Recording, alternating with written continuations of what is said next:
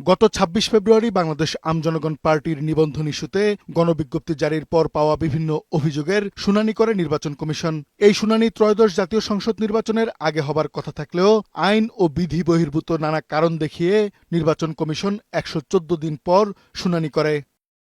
গতকাল সোমবার বাংলাদেশ আমজনগণ পার্টির নিবন্ধন আবেদন নামঞ্জুর করার সিদ্ধান্ত জানিয়ে দলটিকে একটি চিঠি পাঠিয়েছে নির্বাচন কমিশন। তবে এই চিঠিতে নির্বাচন কমিশনের নানা অসঙ্গতি ও স্ববিরোধী বক্তব্য পাওয়া যায়।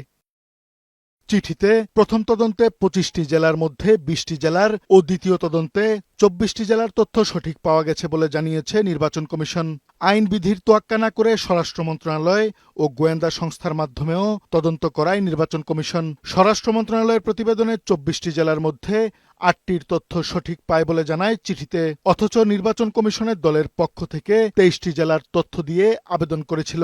আমরা তো ২৫টি জেলা দেইনি, আমরা দিয়েছি ২৩টি জেলা। ওনারা লিখছেন ২৪টি জেলার মধ্যে মাত্র ৮টি জেলার দলীয় অফিস পাওয়া যায়।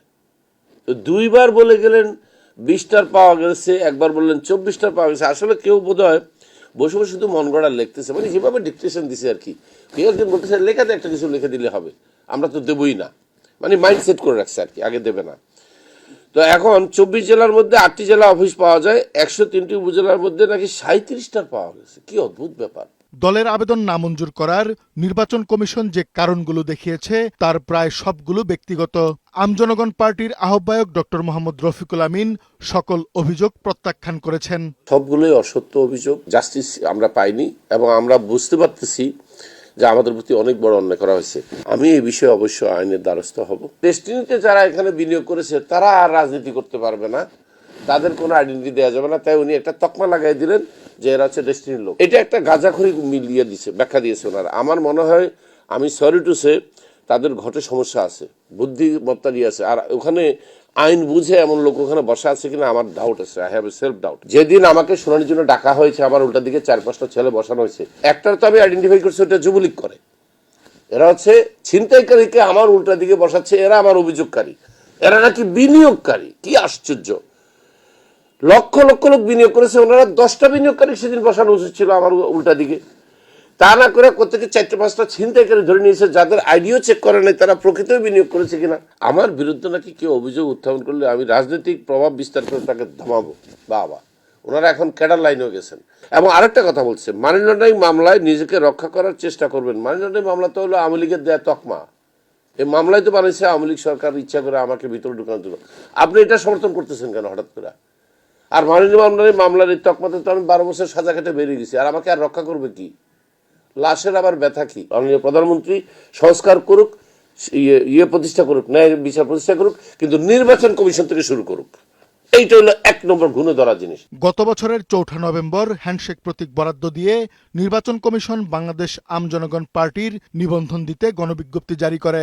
এরপরেও চূড়ান্ত নিবন্ধন না দেয়ায় নির্বাচন কমিশনের স্বাধীনতা নিয়ে প্রশ্ন তুলেছেন এই রাজনৈতিক বিশ্লেষক। এই নিবন্ধন না দেওয়ার পেছনে তারা কিছু আশঙ্কা ব্যক্ত করেছে মাত্র, যেগুলোর কোনো বাস্তব ভিত্তি নাই।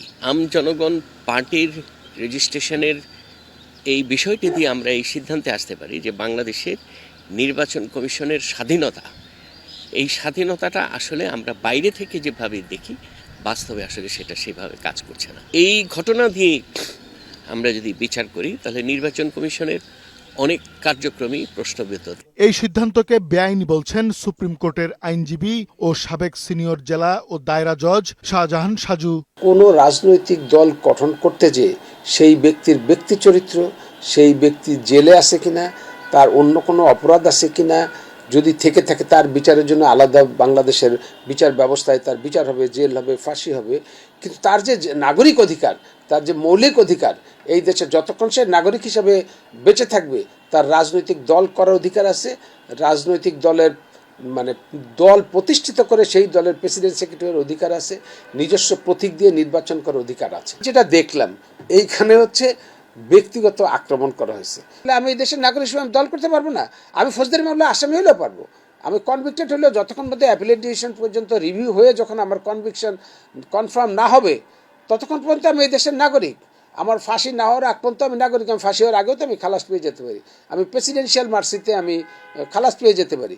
আমার তো কোনোভাবেই আপনি রাজনৈতিক দল করা থেকে নিবৃত্ত করতে পারেন না। আর আপনার অফিসারদের রিপোর্টের ভিত্তিতে আপনি সিদ্ধান্ত নেবেন।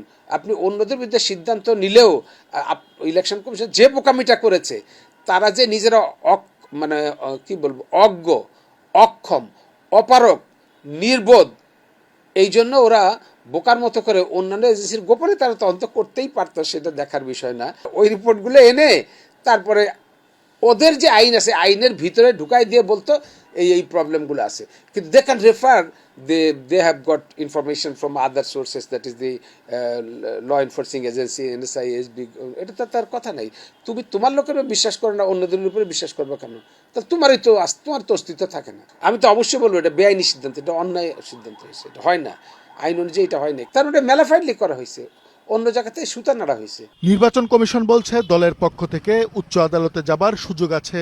রাজনৈতিক কার্যক্রমের চাইতেও একটা আড়ালে একটা ব্যবসায়িক জিনিস লুকায়িত আছে, এই ধরনের একটা ধারণা দেওয়া হয়েছে দেখেই কমিশন তখন বললো যে না, তাহলে আমরা দিব না। হাইকোর্ট বিভাগে রিট করতে পারবে এটার বিরুদ্ধে, হাইকোর্ট যা করে সেটা বিষয়। কাজী ফরিদ, বৈশাখী সংবাদ, ঢাকা।